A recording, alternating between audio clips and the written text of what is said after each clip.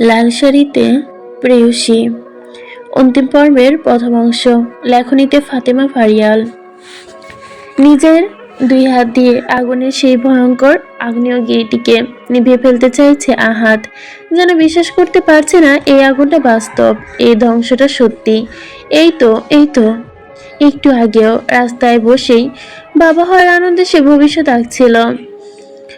চোখে ছিল অদ্ভুত এক নরম আলো। সেই বাচ্চাদের নাম ঠিক করেছিল, তাদের ছোট ছোট আঙুল ধরে হাঁটার স্বপ্ন দেখেছিল, তাদের মুখে আদো বলিতে বাবা ডাক শোনার স্বপ্ন দেখেছিল। সবকিছু খুব স্পষ্ট ছিল তার চোখে। আর এখন সবকিছু জ্বলছে, তার স্বপ্ন পুড়ে ছাই হয়ে যাচ্ছে পৈশাচিক আগুনের উল্লাসে। আগুনের লেলিহান শিখা যেন আকাশ ছুঁই চলছে, মৃত্যু যেন উল্লাসে নাচছে। ভাই সরে আসেন, আগুনের তাপ খুব বেশি। আহাত পাগলের মতো করিস না, সরে আয়। আদনান প্রাণপণে চেষ্টা করে টেনে সরিয়ে আনতে। তার নিজের চোখ ঝলসে যাচ্ছে আগুনের তাপে, নিঃশ্বাস নিতে কষ্ট হচ্ছে। কিন্তু আহাত, সে ছটফট করে উঠল, যেন শিকল ভাঙা করে জন্তু। সে নিজের বুক চাপড়ে চিৎকার করছে, আমার হৃদি, আদনান, আমার বাচ্চা, আমার বাচ্চারা।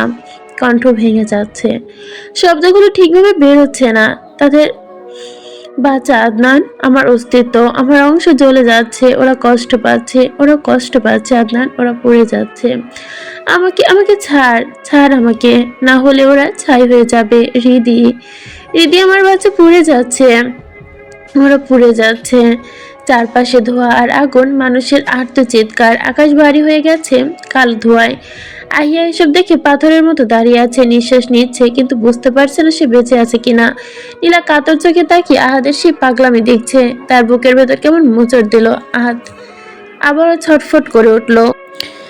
আহা, আদনান, ওদের কোনোভাবে বাঁচা, ওরা কষ্ট পাচ্ছে। রিদি, রিদি জানু, প্লিজ আমাকে এভাবে ছেড়ে যাস না, আমি কিছু হতে দিব না তোর।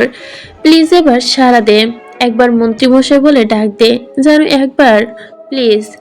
তার কণ্ঠে করুণ আর্তনাদ। এটা এক বাবা হারানোর চিৎকার, এক স্বামী সবকিছু হারানোর আর্তনাদ। শাহিনা আর আদনান শত চেষ্টা করে ধরে রাখতে পারলো না, এক ঝাপটায় তাদের ছিটকে ফেলে দিল আহাদ। আবারও পাগলের মতো দৌড়ে গিয়ে আগুনের দিকে। ঠিক তখনও আদিল গাড়ি এসে থামলো। সে দৌড়ে গিয়ে ঝাপটে ধরলো আহাতকে। ভাই, ভাই, কি করছো? পাগল হয়ে গেছো? আগুন ভয়ঙ্কর, ব্লাস্ট হতে পারে, সরে আসো। আদিল, আমাকে ছাড়, ছাড়, আমার রিধি ওই গাড়িতে আমার রিধি আছে। আল্লাহ, আমার রিধি। সে হামাগুড়ি দিয়ে বসে পড়লো মাটিতে, মাথা দুই হাত দিয়ে চেপে ধরে চিৎকার করতে লাগলো। এমন চিৎকার যা শুনে যে কারো বুক ফেটে যাওয়ার উপক্রম হতে পারে। আদিল তাকে ধরে রাখতে চেয়েও পারল না। সে গিয়ে গাড়ির গ্লাসে একের পর এক ঘুষি মারতে থাকলো।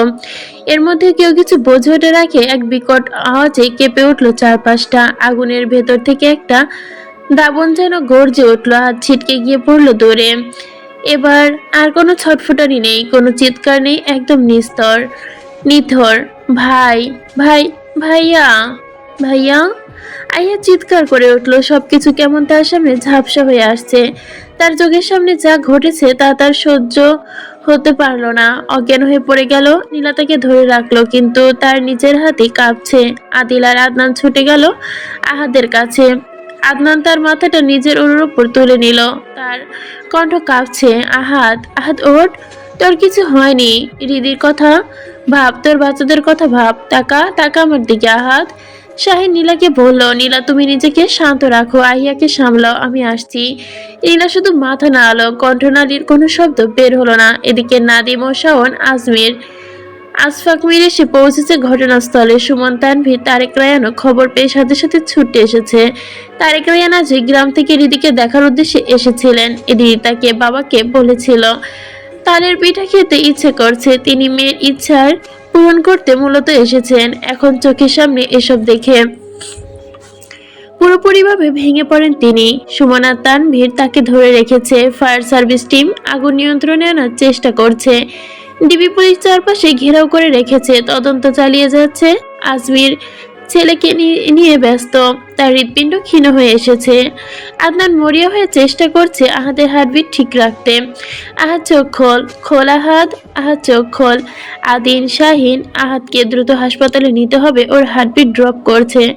সবাই মিলে তাকে অ্যাম্বুলেন্সে তোলে। অ্যাম্বুলেন্সের সাইরেন, মানুষের ভিড়, ডিবি পুলিশ ঘেরাও করে, সব মিলে এক রমরমে হাহাকার। আদিল এসে আহিয়াকে গাড়িতে তুলে দিল, কিন্তু নীলা স্থির হয়ে বসে রইল, নিশ্চিল তাকিয়ে আছে অ্যাম্বুলের লাল জল করতে থাকা আলোর দিকে। ভেতরে ভেতর তার স্পন্দন আর্তনাদ করছে। আমি আমি তো এটা চাইনি, আমি তো কখনো এটা চাইনি। আমি তো এখনো ওদের সুখ দেখতে চেয়েছি, ওদের সুখের সংসার দেখতে চেয়েছি। সব মেনে নিয়েছি, কেন বদদোয়া তো করিনি। তাহলে তুমি এমনটা কেন করলে খোদা? কেন এমন ভয়ঙ্কর পরিণতি করলে? কেন সব জ্বালিয়ে পুড়িয়ে ছারখার করে দিলে? কেন? সে অনবরত বিড়বিড় করতে লাগলো, না না, এটা স্বপ্ন, এটা স্বপ্ন। শাহিন এসে তার পাশে বসলো। আজ আর দ্বিধা কাজ করছে না। সে নীলাকে বুকের সঙ্গে শক্ত করে জড়িয়ে ধরে, কণ্ঠে একটু আশ্বাস। নীলা, নীলা রিল্যাক্স, সব ঠিক হয়ে যাবে, কিছু হয়নি, সব ঠিক হয়ে যাবে, রিল্যাক্স। নীলা ভঙ্গুর কণ্ঠে ফিসফিস করে বলল, এটা মিথ্যা, এটা সত্যি না। বলুন না এটা মিথ্যা, তাই না? শাহিন আর কিছু বলতে পারলো না, শুধু শক্ত করে ধরে রইল নীলাকে। কিছুক্ষণ পর সে টের পেল নীলা নিস্তেজ। সে ঝুলন্ত নীলাকে দিকে তাকালো। নীলা অজ্ঞান হয়ে গেছে। শাহিন তাকে তুলে গাড়িতে বসালো। গন্তব্য হাসপাতাল। পেছনে পড়ে রইল পোড়াগাড়ির ধ্বংসস্তূপ। নাদিম, শাওন, আসফাক, মীর আর সুমন ঘটনাস্থলে ডিবি পুলিশের সঙ্গে আছে। আগুন এখনো নিয়ন্ত্রণে আসেনি, কিন্তু ভেতরের তার অবশিষ্ট কিছু কি আছে কিনা তাও নিশ্চিত করা দুষ্কর। চারদিকে ঘন অন্ধকার ভেদ করে ধীরে ধীরে ফুটে উঠলে সূর্যের সুপ্ত আলো। রাতের দীর্ঘ ক্লান্ত নিঃশ্বাস যেন ভোরের আলো একটু একটু করে হালকা হচ্ছে। কেবিনের পর্দার ফাঁক গলে সূর্যের এক চিলতে আলোক রশ্মি শাহাদের চোখে পড়তে সে অস্বস্তিতে চোখ মুখ কুঁচকে ফেলল। মাথার ভেতর যেন কেউ হাতুড়ি মারছে। তার শরীরটা ভারী ও অবেশ। খানিকক্ষণ পর চোখ খুলে সে নিজেকে আবিষ্কার করলো হাসপাতালের একটি কেবিনে। সাদা দেওয়াল, হলুদে গন্ধ, ওষুধের গন্ধে চারপাশটা ভরে আছে। মেশিনের একঘেয়ে শব্দ। প্রায় 7 ঘন্টা পর সচেতন হয়েছে সে। চেতনা ফিরল আহাদের, কিন্তু চেতনা ফিরতেই গত রাতের সেই ভয়ঙ্কর নির্মম দৃশ্য চোখের পাতায় ঝাপটে পড়ল। পৈশাচিক আগুন, চিৎকার, আর্তনাদ। মুহূর্তে আহাদ পাগলের মতো ছটফটিয়ে উঠল। চারপাশে হাতের কাছে যা পেল তাই ভাঙচুর শুরু করলো। দরজার কাছে থাকা গার্ডরা হতভম্ব হয়ে দাঁড়িয়ে রইল। ডক্টর, নার্সরা দৌড়ে আসলো। দরজার কাছে সীমাবদ্ধ, কেউ সাহস পাচ্ছে না তার কাছে যেতে। বাইরে তখন ডিবি পুলিশের সঙ্গে কথা বলছিল আমজাদ, মীর আর আদনান। ছুটে এলো তারা। পেছন থেকে শাহিনও ঢুকলো। আহাদকে থামাতে আদনান আর শাহিন দুজনেই পেছন থেকে চাপটে ধরলো। আহাদ ছটফট করতে লাগলো। আদনান গলা নামিয়ে নিচে শক্ত করে বলল, আহাদ কি করছিস? সেটা হাসপাতাল, শান্ত হ, তোর শরীর ভালো নেই, এই অবস্থা এমন করিস না। কিন্তু আহাদ বজ্র কণ্ঠে চেতে উঠলো, আদনান ছাড় আমাকে, ছাড়, না হলে আমি তোকে মেরে চালের ডামে ঢুকিয়ে রাখবো, ছাড় বলছি। চোখ রক্তবর্ণ, কণ্ঠে উন্মত্ততা। আমার হৃদিকের কাছে যেতে দে, ছাড়। আদনান ছাড়লো না, বরং আরো শক্ত করে ধরলো। শাহিন হাঁপাতে হাঁপাতে বলল, ভাই প্লিজ, আপনার শরীর ভালো না, এরম করেন না। শেষমেশ আদনান তাকে জোর করে সোফায় বসালো। নিজের নিঃশ্বাস ঠিক করতে করতে বলল, ঠিক আছে ঠিক আছে, নিয়ে যাব, কিন্তু তার আগে শান্ত হ, এমন পাগলামি করিস না। একটু থেমে নরম স্বরে যোগ করলো, আমি রিতাকে আনার ব্যবস্থা করছি, ওকে? এই কথায় আহাদের কণ্ঠ যেন ভেঙে এলো। সে ধীরে ধীরে আদনানের দিকে ফিরল, কম্পিত হাতে বাতাসে কিছু একটা আঁকড়ে ধরার চেষ্টা করলো। সব শব্দ খুঁজছে। আমার হৃদি পুড়ে গেছে আদনান। চোখ দিয়ে পানি গড়িয়ে পড়লো। আমার অংশ, আমার অস্তিত্ব পুড়ে গেছে। আমি আমি ওদের বাঁচাতে পারিনি, তাই না রে? শ্বাস কাঁপছে। আমি ব্যর্থ। আমি নিজের সন্তানকে রক্ষা করতে পারিনি, আমার প্রেয়সীকে আমি আমি বাঁচাতে পারিনি। আদনান শক্ত করে ভাইয়ের কাঁপতে থাকা দেহটা নিজের বুকে চেপে ধরে। বোধহয় এই প্রথম সে সত্যিভাবে অনুভব করলো তার একটা ছোট ভাই আছে, যাকে আজ প্রথমবার সে আগলে ধরেছে। তার চোখ ঝাপসা হয়ে আসে। আহাদের পিঠে ধীরে ধীরে হাত বোলাতে বোলাতে আদনান বলল, কিছু হয়নি, কিছু হয়নি। চাপা কণ্ঠ, দৃঢ়ভাবে, আমার কথা শোন, মন দিয়ে শোন। একটু থেমে স্পষ্ট হয়েই বলে, ওই গাড়িতে রিদিতা ছিল না। গাড়ি ব্লাস্ট হওয়ার আগে রিদিতা গাড়ি থেকে নেমে গেছিল, ওই গাড়িতে ছিল না। আহা চমকায়, ঝাটকা মেরে নিজেকে ছাড়িয়ে দিয়ে চোখে অবিশ্বাস। সে বড় বড় করে বলে মিথ্যা। গলা আবারও গালে আবারও চড় মারে। সব মিথ্যা, আমাকে ভুলভাল বোঝাস? একদম আমাকে ভুলভাল বোঝাবি না আদনান। আমার চোখের সামনে সব হয়েছে। আমি আমি ওকে গাড়িতে রেখে গেছিলাম। কণ্ঠ ফেটে পড়ে। আমার চোখের সামনে সব শেষ হয়ে গেছে, আর আর তুই আমাকে মিথ্যা বলছিস? আর আমি কিছু করতে পারলাম না এত কিছুর পরও? কিছু না, চিৎকার করে উঠলো সে। আবারও ভঙ্গুর শুরু হলো। ঠিক তখনই কেবিনের ভেতরে প্রবেশ করলো আমজাদ মীর, তার সঙ্গে ডিবি পুলিশ কর্মকর্তা আনিসুজ্জামান। আমজাদ মীর কঠোর গলায় বললেন, কি করছে সব? শান্ত হও, এই ভাঙচুর বন্ধ করো। আহাদ তার বাবার দিকে তাকালো, চোখে শিশুর মতো অসহায়ত্ব। বাবা! কণ্ঠ থেকে বের হতে চাইছে না, গলায় আটকে যাচ্ছে। বাবা, আমার রিদি, আমার বাচ্চারা।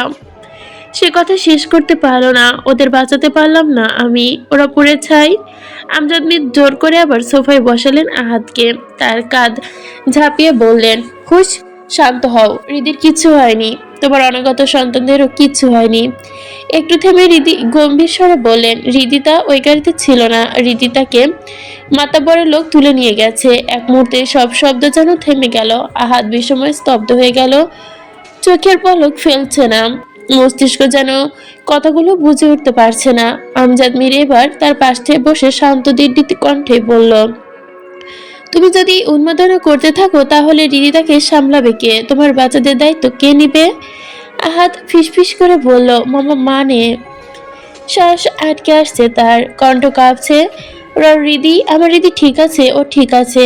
বাবা, তাহলে আমার রিদি এখন কোথায়? কোথায়? পুলিশ প্রধান আনিসুজ্জামান ভারপ্রাপ্ত ভারাক্রান্ত এক নিঃশ্বাস ছাড়লেন। তার চোখে মুখে পেশাগত কঠোরতার আড়ালে থাকা উদ্বেগিত চাপ। কিছুক্ষণ নীরব থেকে তিনি নিচু স্বরে বললেন, দেখুন মিস্টার আহাদ, গাড়িতে আগুন পুরোপুরি নিয়ন্ত্রণে আনার পর আমরা ঘটনাস্থলে বিধ্বস্ত তদন্ত চালাই। ফরেন্সিক রিপোর্টার ও প্রত্যক্ষ প্রমাণ অনুযায়ী নিশ্চিত হয়ে গেছে যে ওই গাড়িতে কেউই ছিল না। আহাদের দৃষ্টি স্থির হয়, চোখের পলক ফেলছে না। আনিসুজ্জামান কথা চালিয়ে গেলেন, আমাদের নির্ভরযোগ্য সোর্স থেকে জানা গেছে সামিল পোদ্দার আল খলিল মাতাবর লোকজন একসাথে পরিকল্পনা করে আপনার স্ত্রীকে অপহরণ করেছে। এই কথাটা যেন বাতাস কেটে আহাদের বুকে আঘাত করলো। আনিসুজ্জামান গম্ভীর স্বরে বললেন, আপনি তো ভালো করেই জানেন আপনার সাথে খলিল মাতাবরের শত্রুতা আজকের নয়। ও অনেকদিন ধরেই সুযোগের অপেক্ষায় ছিল আপনার কাছ থেকে প্রতিশোধ আনার জন্য। তাই সে শত্রুতায় শামীম পোদ্দার হাত মিলিয়েছে। তিনি এক মুহূর্তের জন্য চোখ তুলে তাকালেন। তারা আপনাদের গতিবিধি অনেকদিন ধরেই নজরে রেখেছিল। আজ রাতে আপনাদের সাথে কোনো নিরাপত্তারক্ষী ছিল না, তাই তারা এত রাতে শহরের বাইরে বের হওয়া এই সুযোগটাই পুরোপুরি কাজে লাগিয়েছে। কথা শেষ হওয়ার আগেই আহাদের চোখে হিংস্র আগুন জ্বলে ওঠে, কপালে শিরা উপশিরা ধপধপ করে ওঠে। নীলাচে শিরার ভেতরে রক্তের প্রবাহ স্পষ্ট দেখা যাচ্ছে। সে চেয়ার শক্ত করে ধরে, তাতে দাঁত চেপে জিজ্ঞাসা করে, এখন কোথায়? কণ্ঠ নিচু কিন্তু ভয়ঙ্কর। কোথায় নিয়ে গেছে আমার স্ত্রীকে? আনিসুজ্জামান চোখ নামিয়ে নিচু কণ্ঠে বলেন, যতদূর আমরা জানতে পেরেছি কামারপট্টির একটি পরিত্যক্ত কারখানায় নিয়ে যাওয়া হয়েছে। এই জায়গাটি শামীম পোদ্দারের আস্তানা। তবে এই মুহূর্তে যেন নীরবতা। আহার চোখ তুলে তাকায়, তবে শব্দটা বজ্রের মতোই কেবিনকে কাঁপিয়ে তোলে। আনিসুজ্জামান গম্ভীর হয়ে গেলেন, ধীরে ধীরে বললেন, তবে মিসেস মীর এই মুহূর্তে কেমন আছেন কিংবা আদৌ জীবিত আছে কিনা এই বিষয়ে আমরা নিশ্চিত হতে পারছি না। এই কথাটা যেন আহাদের সমস্ত কিছু ছিন্ন বিচ্ছিন্ন করে দিল। সে গর্জে উঠল, তাহলে আইন হাতে নিয়েছেন কেন? কণ্ঠ ক্রমশ নিচু হচ্ছে, একজন সাধারণ মানুষের কথা বাদই দিলাম, একজন মাননীয় মন্ত্রীর স্ত্রী নিরাপত্তা যদি দিতে না পারেন তাহলে আপনারা কিসের ডিবি? চোখে উত্তেজনা, কণ্ঠে তীব্র ঘৃণা। কোন বালের ডিবি আপনি? আহাত তেরে এগোতেই আদনান মুহূর্তেই মাঝখানে এসে বাধা দিল। দুজনের হাত শক্ত করে ধরে ফেললো। আহাত চক্ষু রক্ত করে তাকালো তার দিকে। হঠাৎই সোফায় সজোরে এক লাথি মারলো, আর এক মুহূর্ত দাঁড়ালো না, হনহন করে বেরিয়ে গেল। পেছন থেকে আমজাদ মীর কঠোর স্বরে প্রশ্ন ছুড়ে দিলেন, কোথায় যাচ্ছ এই শরীর নিয়ে? হাত থমকালো, হাঁটতে হাঁটতে ঠান্ডা অমানবিক স্বরে জবাব দিল, রিদিকে আনতে। এক মুহূর্তে থেমে যোগ করলো, আর মাতাব্বরের হিসাব চোকাতে তার পেছনে ছুটল শাহিন ও আদনান। আমজাদ মীর কয়েক সেকেন্ড স্থির দাঁড়িয়ে রইলেন। ছেলের চোখে যে আগুন তিনি তা চিনে ফেলেছেন। তিনি বুঝে গেছেন এখন আর দেরি করা যাবে না। এক মুহূর্তের মধ্যে তিনি আনিসুল জামানকে নিয়ে দিকে তাকালেন। কোনো কথা না বলে ইশারায় জানালেন এখন কাজ শুরু করার সময়। তারপর দুজনে একসাথে কেবিন ছেড়ে বেরিয়ে গেল। কামারপট্টির পুরো এলাকা আগেই আইন প্রশাসনের ডিবি পুলিশের বিশেষ নিরাপত্তায় বাহিনী ঘিরে ফেলা হয়েছে। চারদিক থেকে সিল করে দেওয়া হয়েছে রাস্তা, অলিগলি, পরিত্যক্ত গুদাম আর কারখানাগুলো। যারা কোনোভাবে খলিল মাতাব্বর, শামীম প্রদ্দার কিংবা তাদের সাঙ্গপাঙ্গ পালিয়ে যেতে না পারে। রাতের নিস্তবতা ভেঙে শুধু শোনা যাচ্ছে পুলিশের বুটের শব্দ, ওয়াকিটকির ফিসফিসানি আর দূরে অ্যাম্বুলেন্স প্রস্তুতের অবস্থা সাইরেন। পরিস্থিতি গুরুত্ব বুঝে পুলিশ প্রধান আনিসুজ্জামান হাতে মাইক তুলে নিলেন। কণ্ঠে ছিল কর্তৃত্ব আর শেষ সতর্কতার দৃঢ়তা। আমি শেষবারের মতো আইন প্রশাসনের পক্ষ থেকে জরুরি সতর্ক করছি, আপনারা ভালোই ভালোই সমর্পণ করুন। আপনাদের কোনো পালানোর রাস্তা নেই, কোনো সুযোগ নেই। যদি পালানোর চেষ্টা করেন তাহলে বাধ্য হয়ে এনকাউন্টার করতে হবে। তাই সময় থাকতে থাকতে বেরিয়ে এসে আত্মসমর্পণ করুন। কিন্তু ভেতর থেকে কোনো সাড়া এলো না। কারখানার ভেতরে যেন নিস্তবতা আরো ঘনীভূত হয়ে গেল। এই নীরবতা আহাদের ধৈর্য ভেঙে দিল। পেশিকে হারানোর ভয়, অনাগত সন্তানের অনিশ্চয়তা, সব মিলিয়ে তার বুকের ভেতর যেন দম বন্ধ হয়ে আসছে। সে হাঁপাচ্ছে। হাঁপাতে হাঁপাতেই বলল, আপনারা দাঁড়িয়ে দাঁড়িয়ে কি দেখছেন? ওরা এখনো বের হচ্ছে না। কণ্ঠে তীব্র উৎকণ্ঠা। ভেতরে কি অবস্থা? আমার স্ত্রীর কি অবস্থা? কে জানে? কোনো খবর আছে? সে এক ধাপ সামনে এগিয়ে গেল। আপনারা যদি না পারেন বলুন, আমি নিজে ভিতরে যাচ্ছি। একজন ডিবি পুলিশ সতর্কতা দ্রুত সামনে এসে বলল, সরি স্যার, কিন্তু আপনি এভাবে ভেতরে গেলে পরিস্থিতি আরো জটিল হয়ে যাবে। একটু ধৈর্য ধরুন। ইঁদুর জীবনে বাঁচাতে গর্ত করে ঠিকই, কিন্তু বেরোবে। ভাই, ভাই এদিকে তাকান। শাইন ভয়ার্ত চিৎকার করে উঠল। সবাই একযোগে তাকালো সামনে। খলিল মাতাব্বর ধীরে ধীরে বেরিয়ে এসেছে কারখানার ভেতর থেকে। তার এক হাতে পিস্তল আর এক হাতে রিধির চুলের মুঠি, বন্দুকের নল ঠেকানো রিধির মাথায়। মুহূর্তেই বাতাস ভারী হয়ে উঠল। পালানোর আর কোনো উপায় না থাকায় রিদিতাকে ঢাল বানিয়েছে তারা। আহাদের বুকের ভেতর ধুকপুকানি অসহনভাবে উঠছে। বুকের মাঝখানে যেন কেউ ধারালো ছুরি চালাচ্ছে। রিদিতার ঠোঁটের কোণে জমাট বাঁধা শুকনো রক্ত, চোখে আতঙ্ক জমে আছে। এক হাত দিয়ে উদর চেপে রেখেছে, হাত বেয়ে গড়িয়ে পড়ছে গরম অশ্রু। মন্ত্রী মশাই! আহাদের কণ্ঠ ভেঙে এলো। সে ডেকে উঠল, রিদি জানো? সে দিশেহারা হয়ে এক পা এগোতেই খলিল মাথা বড় শক্ত করে বন্দুক চেপে ধরল রিদির মাথায়। রিদি তার চোখ বন্ধ করে ঘুমিয়ে উঠল। আহাদের পা থেমে গেল। সে অসহায় করুণ কণ্ঠে মিনতি করলো, ওকে মারিস না মাতাব্বর, ওকে কিছু করিস না। গলা ভীষণ কাঁপছে। তোর শত্রুতা আমার সাথে, প্লিজ ওকে ছেড়ে দে। সে প্রায় কাঁদো কাঁদো করেই বলল, তুই যা চাস দেবো, টাকা, ক্ষমতা সব, শুধু রিদিকে ছেড়ে দে। আমার বাচ্চাদের ক্ষতি করিস না, প্লিজ। খলিল মাতাব্বর তার ছিঁড়ে হাসি এসে বলল, ঠোঁট বাঁকিয়ে, আমি চাই প্রতিশোধ। তার কণ্ঠে বিষ। তুই আমার জীবন তছনছ করেছিস আহাদ রাজা, আমার ক্ষমতা কেড়ে নিয়েছিস। আজ চাওয়া পাওয়ার দিন শেষ, শুধু এখন প্রতিশোধ। সে রিদিতার চুলের মুঠি আরো শক্ত করে ধরল। এই মেয়েটার জন্য তুই আমার বাড়িতে এসে আমাকে অপমান করেছিস। আমি কিছুই ভুলিনি। আজ আমাকে যদি ভালোই ভালোই যেতে দিস তাহলে ওকে ছেড়ে দিব, নইলে ওকে শেষ করে আমি সারেন্ডার করব। চারদিক থেকে নিরাপত্তা বাহিনী বন্দুক তাক করে রেখেছে। আনিসুল জামান কঠোর কণ্ঠে গর্জে উঠল, পিস্তল নামা মাতাব্বর, তোর আর পালানোর রাস্তা নেই। শেষবারের মতো সতর্ক করছি। কিন্তু আহাদ অপেক্ষা করতে পারল না। সে প্রায় কাতর হয়ে গেল। নো নো, ফাইন, তুই যা চাস তাই হবে। বন্দুক নামান। এক পা এগিয়ে যায়, কণ্ঠ ভেঙে আসে, রিতাকে ছেড়ে দে, ওর কষ্ট হচ্ছে। ওর বাচ্চাদের কিছু করিস না, দোহাই লাগে, ওকে ছেড়ে দে। আহাদের কথায় নিরাপত্তা বাহিনীরা ধীরে ধীরে বন্দুক নামালো। খলিল মাতাব্বর রিদিতাকে ঢাল বানিয়ে পিছু হাঁটতে লাগলো। গাড়ির কাছে পৌঁছে হঠাৎ রিদিতাকে সজোরে ধাক্কা দিয়ে ফেলে দিল। সে দৌড়ে গাড়িতে উঠতে যেতে পরপর কয়েকটি গুলির শব্দ। মুহূর্তেই খলিল মাতাব্বর নিথর হয়ে লুটিয়ে পড়ল। এদিকে রিদিতা তার ধাক্কায় পড়ে গিয়ে প্রচণ্ড আঘাত পেয়েছে। রক্তক্ষরণ শুরু হয়ে গিয়েছে।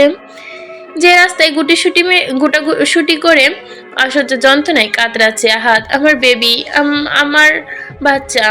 হাত ছুটে সে তার পাশে বসে, কাপা হাতে হৃদিতার মাথা নিজের উরুতে তুলে নেয়, পাগলের মতো গালে কপালে ঠোঁটে একের পর এক চুমু দিতে লাগে। হৃদিতা হাউমাউ করে কেঁদে উঠল, আমার বেবি, আমার বাচ্চা, মন্ত্রীমশাই ওরা ঠিক আছে তো? প্লিজ কিসেন করুন, আমি পারছি না। তার নিঃশ্বাস ক্ষীণ। আহাত দুহাতে গাল ধরে নিল, কিছু হবে না, আমি আছি তো, কিছু হবে না, আমি আর পারছি না, অনেক কষ্ট হচ্ছে, খুব কষ্ট হচ্ছে আমার। আহাত আহাত দিশেহারা হয়ে চিৎকার করে উঠল, আদনান কিছু কর, কুইক। আদনান যদিও গাইনোলজিস্ট নয়, তবু দ্রুত এসে নার্ভ চেক করলো। চোখ সাদা, তা দেখে আদনানের মুখ গম্ভীর হয়ে গেল। ইতিমধ্যে প্রচন্ড রক্তক্ষরণ হয়ে গিয়েছে, অবস্থা খুবই খারাপ। একটু থেমে বলল, আমার মনে হচ্ছে ইমিডিয়েটলি সিজার করতে হবে। আমজাদ মির আতকে ওঠে, কি বলছো? ওর তো ডেলিভারি ডেট এখন অনেক দেরি, প্রায় 5-6 সপ্তাহ পর, এখনোই তো অনেক সময় বাকি। আদনান কি নিচু গলায় বলল, আই নো ছোট আব্বু, কিন্তু এই মুহূর্ত ডিলে হয়ে বড় দুর্ঘটনা হতে পারে। ওর অবস্থা বেশি একটা ভালো না। আর এক মুহূর্ত দেরি না করে আহাদ হৃদিতাকে কোলে তুলে নিল গন্তব্য হাসপাতাল। এদিকে আইন শৃঙ্খলা বাহিনীর সাথে বিশাল গোলাগুলি হয় শামীম প্রদার আত্মার দরবলে সাথে, কিন্তু শেষ পরিণতি হয় মাতাব্বরের মতোই, মৃত্যু।